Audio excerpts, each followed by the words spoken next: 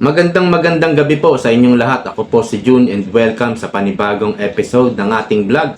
Maaalala nyo po nung nakaraan si Senator Amy, di ba tinanggal niya yung ayuda ni Tamba na kung tawagin ay AKAP. Siyempre, papalagan ni Tamba ito, hindi papayag si Tamba na mapilayan siya. Kasi malaking bagay sa kanya ito eh. Ang budget proposed nito is 39 billion pesos. Kaya mapaparalyze siya rito kapag nawala ito. Yung mga plano niya, hindi niya magagawa. Kaya naman nakaisip itong si Tamba ng paraan. Gagawing batas na ang AKAP. Kasi pag may batas na ito, o naisabatas na ito, obligado na kailangan ng pondohan ito. Batas na po ito. So yun po ang naisip ni Tamba na gagawin itong batas para maging permanente na. Opo, magiging permanente na po itong ayuda na to. Magiging ayuda nation na po tayo. Bago yan, comment lang ako, magbibigay lang ako ng reaction sa ilang mga issue, no, kagaya nito ni Mary Grace Piatos at kay Cheese Escudero. So unahin natin si Mary Grace Piatos. Alam niyo po, itong si Mary Grace Piatos, non-existing talaga to. Kasi, biruin mo, pina-check pa nila sa anong ba tawag no? PSA, no? Philippine Statistic Agency. At wala raw record na may pangalan na Mary Grace Piatos. Ito po ay under the confidential fund ni BP Sara. Kasi meron pong resibo ron na nakapalang pangalan kay Mary Grace Piatos. Ito po ay isang asset or agent na kailangan mong itago sa pangalan na Mary Grace Piatos. Hindi po kasi hindi pwedeng i-reveal ang identity ng lahat ng asset, lahat ng agent ng bawat ganitong uri ng confidential fund. Sa military, sa police, tinatawag po itong intelligence fund. Sa mga local government naman, confidential fund ang tawag. Kung maire-reveal lahat ng mga asset ng gobyerno, sino pang papayag na maging asset ng gobyerno? Kaya nga, hindi inire-reveal, itinatago sa pangalang Mary Grace Piatos. Kasi the nature of the fund is confidential. So, babalik talaga tayo sa word na confidential. Hindi pwedeng i-reveal. Kasi malalagay po sa sa alanganin yung buhay ng tao, ng asset na yon. Maaring itong asset na to, nasa loob na to ng sindikato. Paano mo ilalagay yung pangalan niya kung may makasilip doon? O kaya nasa loob na ng mga nagre-recruit na mga komunista or nasa circle of drugs, illegal drugs. Pumapasok po yung mga agent dyan, yung mga asset dyan. Hindi lang nagse-surveillance. Talagang pumapasok dun sila sa inner circle ng sindikato para talagang makakuha sila ng impormasyon. Kaya itong mga ginagawa nila, kunyari, pupunta ng PSA, ipapacheck yung Mary Grace Piatos kung existing ito. Tapos ibabalita nila sa media, walang ganito, walang record. Ito po'y ginagawa na nilang propaganda. Propaganda na po yan. Kasi lahat ng makakanood sa media, sa TV, at hindi nila mapapanood yung mga paliwanag ni kagaya ni Marcoleta, hindi nila mapapanood. Talagang mapapaniwala nila yung ibang tao kung hindi magsasaliksik ang mga tao, kung hindi nila titignan yung magkabilang coin, yung kwento ng magkabila. Talagang malilin lang sila. So dito naman kay Cheese Escudero, nagpahayag siya, no? Winarningan niya yung mga senador tungkol sa impeachment. Huwag kayong magkokomento, huwag kayong magiging judgment agad. Mahahatulan kayo ng bias, magiging bias kayo. Sinasabihan niya kasi pwede raw pumunta yung impeachment sa Senado.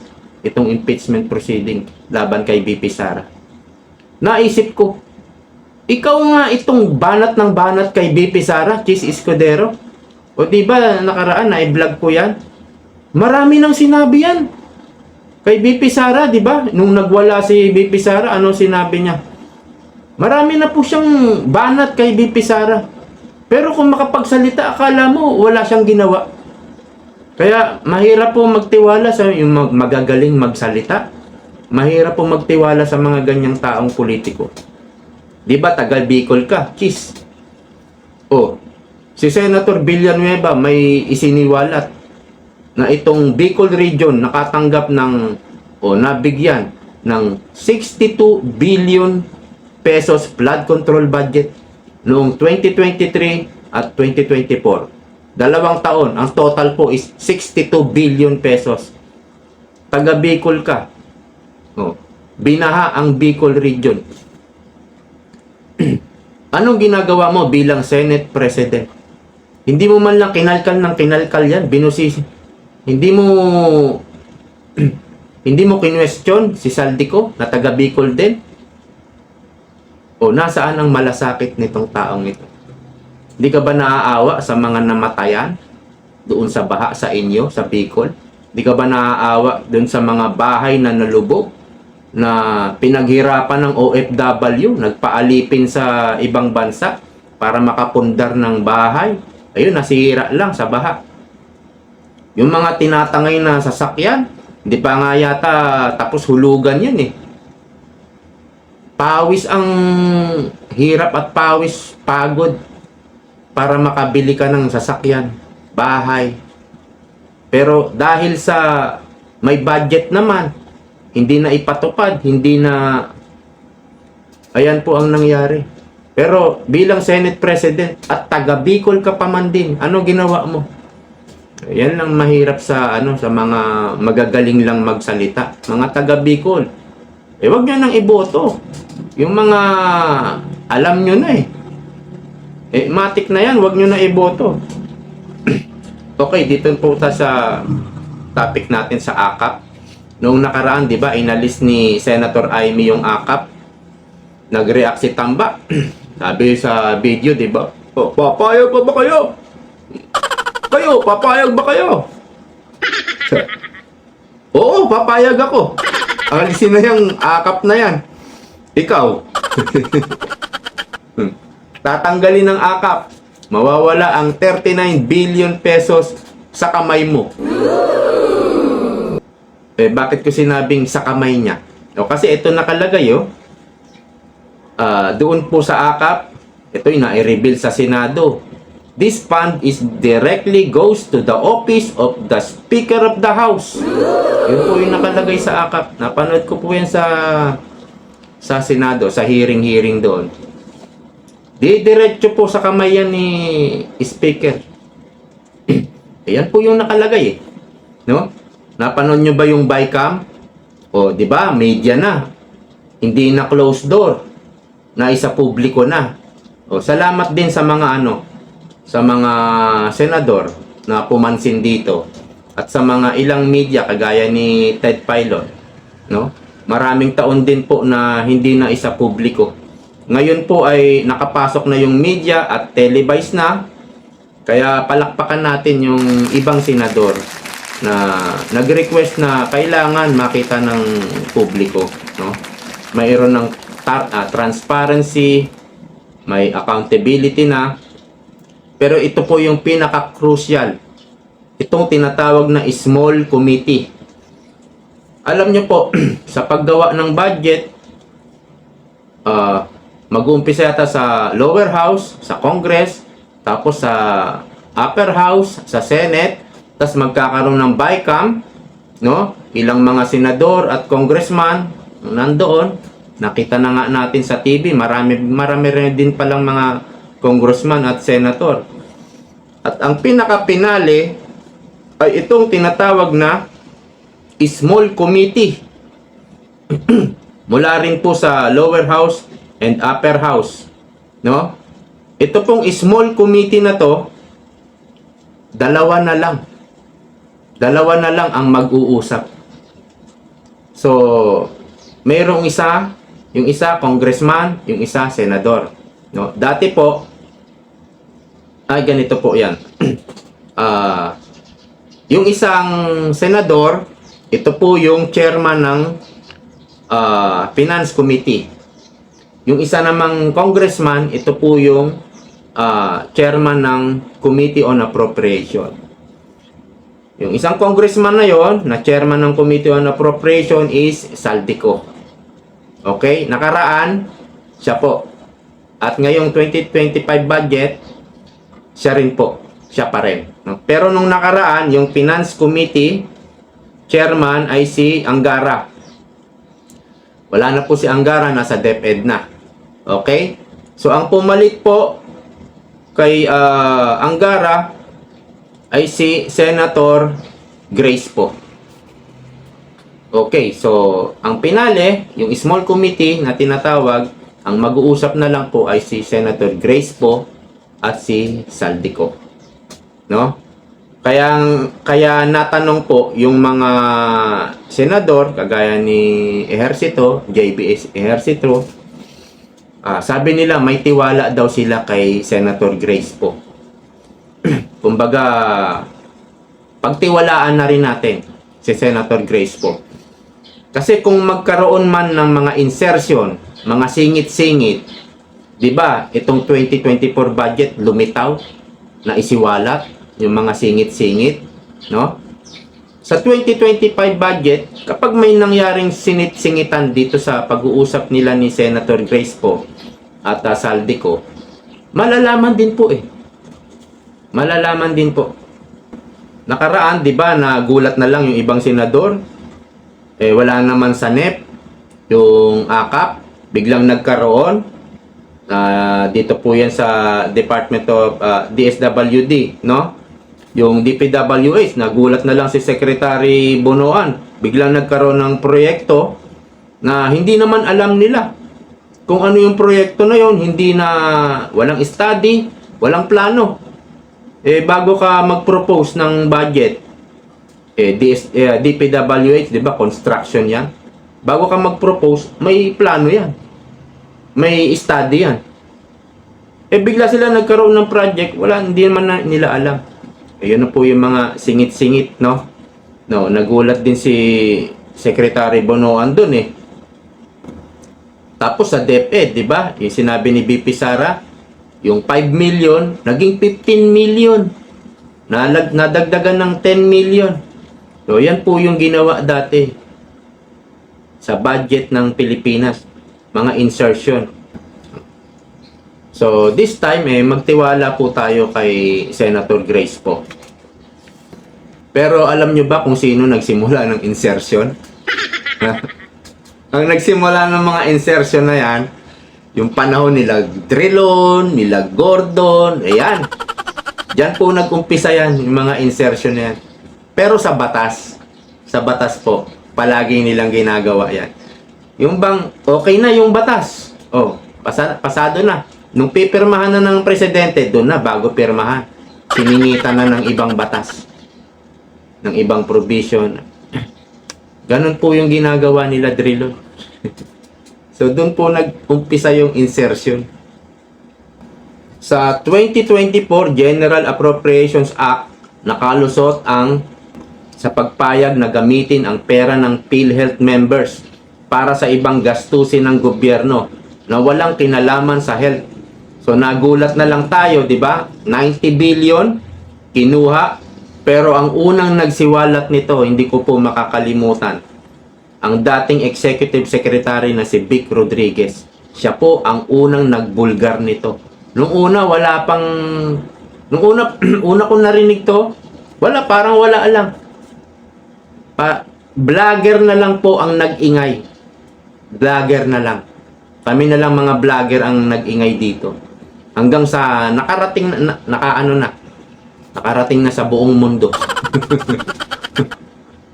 Pero ang unang nagsiwalat nito, si dating Executive Secretary Attorney Vic Rodriguez. Kaya karapat dapat po na maiboto itong si Senator Attorney Vic Rodriguez.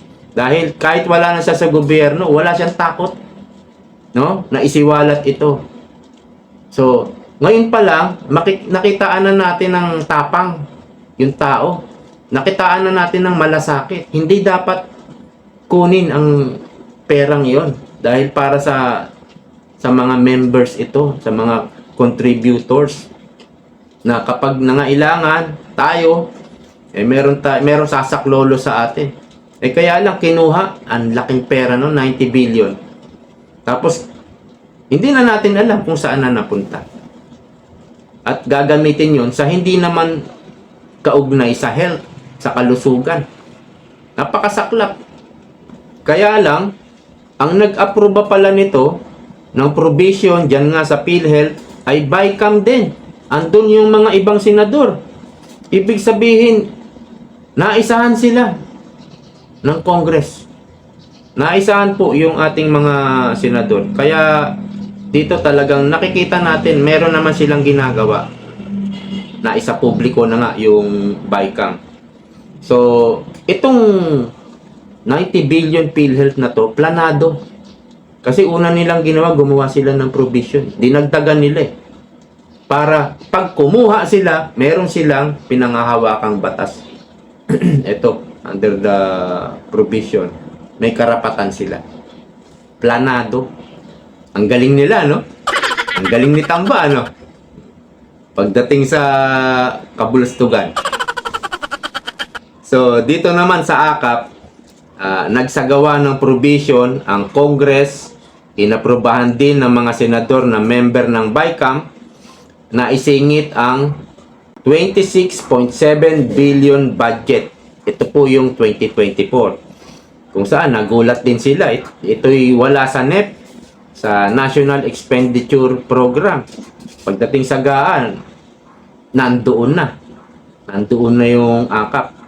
Naisingit rin itong 289.9 billion pesos ang original provision sa program appropriation. Pero minagic ito. Akalain nyo lumobo sa 731 billion pesos. Kaya ang nangyari, yung mga proyekto, kabilang dito yung mga foreign assisted projects, gaya ng MRT Line 4 project, Davao Public Transport Modernization Project, North-South Commuter Railway System, Cebu Bus Rapid Transit Project, Metro Manila Subway Project, PNR South Long Haul Project, at marami pang iba. So, itong mga proyekto na ito ni Duterte, kay Duterte po ito, ang sarap na ng buhay ni Marcos. Itutuloy na lang, ano? Hindi ka na mag-aaral, hindi mo na pag-aaralan, hindi mo na kailangan gawan ng plano, itutuloy na lang eh. May plano na, may mga pag-aaral na. Yung iba na, umpisahan na nga ata dyan eh. Napakasarap ng buhay. Itutuloy na lang. Hindi pa nagawa. Kasi meron yata nakialam, di ba? At wala siyang magawa. Ewan ko. So, yung pondo na dapat para dyan sa proyekto ay napunta sa unprogram fund kung saan wala na tayong pake. In short, wala kayong pake. Kasi, hindi na natin alam kung saan na napunta. Yung, ito, 731 billion pesos. Wala nang audit yan. Nakalagay sa ating constitution. Ito po, aking babasahin. Ang Konstitusyon ng Republika ng Pilipinas, 1987, Artikulo 6, ang kagawaran tagapagbatas. Ang bawat kapulungan ay dapat mag-ingat ng isang journal ng mga gawain nito at sa panapanahon ay maglathala niyon. Dapat i-publicize sa dyaryo, sa internet, dapat i-publicize. Maliban sa mga bahagi na pasya nito ay maaaring may kinalaman sa pambansang kapanatagan at mga oo at mga hindi sa anumang suliranin ay dapat itala sa journal sa kahilingan ng isang kalima ng mga kagawad na dumalo. Ang bawat kapulungan ay dapat ding mag-ingat ng isang record ng mga gawain nito. Dapat habang tinatalakay po ang budget ng Pilipinas, dapat may record, on record. On record. Kagaya po sa hearing ng Senado, 'di ba on record 'yan? may journal. Pwede mong basahin. Kumbaga, sa korte ganun din, on record din. Dati steno nga ang ginagawa eh. Steno habang kunyari nagsasabi yung attorney, ikaw ba ang pumatay? Mga ganun, nakasulat 'yon. O ganun po, dapat may journal na pwede mong basahin at ilalathala mo sa publiko. Ngayon po, hindi na po ginagawa ito. Lalo na doon sa small committee, dalawa na lang sila ang mag-uusap. So, dito naman po sa AKAP, dahil inalis nga ni Senator Amy ang AKAP, ito naman ang naisip niya Tamba. So, ito yung Senator Amy versus Tamba Part 2. Ha? Ang naisip ni Tamba ay gawing batas itong AKAP. Kasi hindi pa yata nalilibot ni Tamba ang buong Pilipinas, no? Marami pa siyang hindi nabibigyan ng ayuda. Kaya no, hindi siya papayag. Gusto talagang magpresidente ni Tamba. Binatikos na nga ito ni Manong Ted Filon na itong AKAP na to ginagamit lang sa pampolitikang interes. So dito po sa balita ng Radyo Pilipinas, panukala para isabatas ang AKAP program itinutulak sa Kamara. Ayan po ang itsura, ang litrato ni Gerbil Luistro. Siya po yung nag-file. Okay, inihain ni Batangas Representative Gerbil Luistro ang House Bill 11048 na layong gawin isang regular na programa ng pamahalaan ang ayuda sa kapos ang kita program o AKAP. Sa paraan aniyang ito, maisisiguro na tuloy-tuloy ang implementasyon ng programa, gayon din ang pagpupondo nito. Sakaling maisabatas, ipatutupad ang AKAP sa pamamagitan ng Department of Social Welfare and Development, DSWD, at local government units. Kailangan kasama ang local government units. Talaga naman, no? Isinabatas na, inilagay na yung local government units. Talagang nilagay na para sigurado. Kung DSWD, maaaring makakuha ang benepisyo ng food, medical, funeral, o cash relief assistance. So, pinalawak na. Talagang meron pa silang ganyan, no? May pagkain, may medical din. Talagang pangkampanya ang dating. Hindi na ngayon 5,000 lang. Ganon din.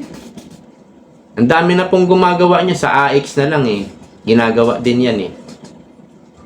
Ay nako. So, kung talagang hindi mo ginagamit ito, tambak para sa iyong ambisyon, no? Bakit tuwing bayaran na, bigayan na ng 5,000? Bakit lagi kang nandoon? 'Di ba?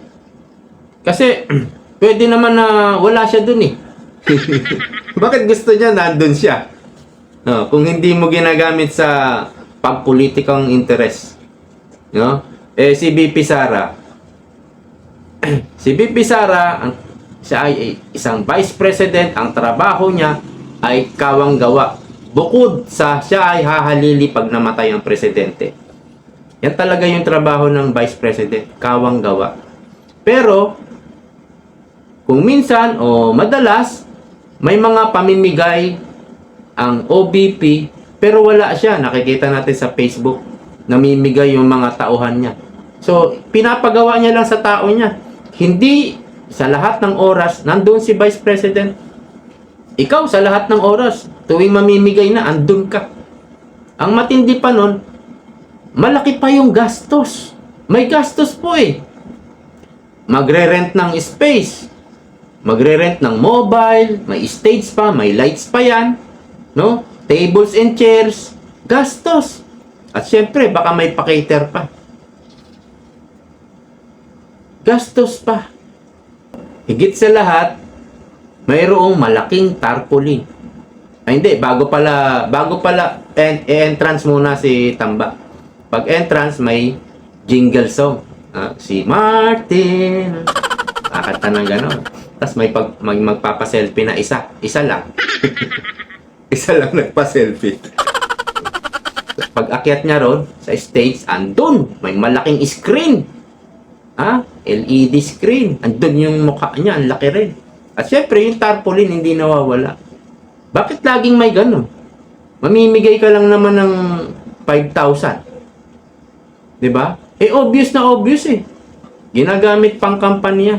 Sabi nga ni VP Sara, namimili na ng boto. Vote buying na yung ginagawa. Kaya, ang budget po sa 2025 ay 6.3 trillion. Ang nakolekta lang na buwis ay nasa 4 point something lang.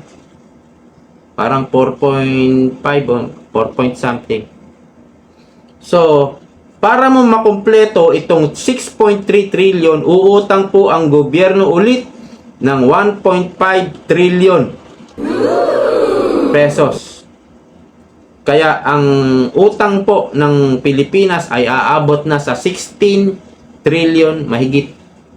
So, kayo na po mag-search kung magkano na ang magiging utang ng Pilipinas. Magiging mahigit 16 trillion na. Uutang ulit ng 1.5 trillion pesos. Hanggang dito na lang po. Magkita-kita po tayo sa susunod. Paalam. Bye-bye.